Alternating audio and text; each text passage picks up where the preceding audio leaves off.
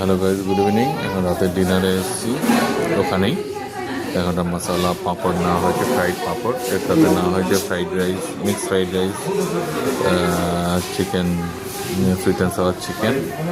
আর আমার যিনি কলিগ আছে উনি রুটি আর ডাল, যেটা দুবেলা আমরা খেয়েছি, সেটা বাকি ডালটা আমরা রেখে দিয়েছিলাম, সেটা দিয়ে খাবো। তা এখন পাঁপড় দিয়ে শুরু করা যাচ্ছে।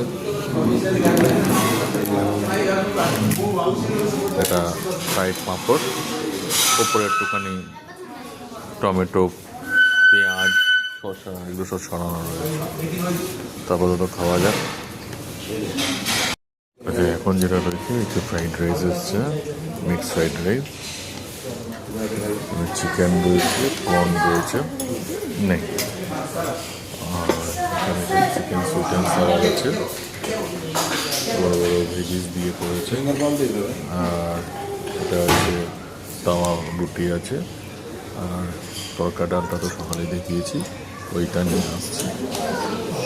তো এটা এখন খাবো।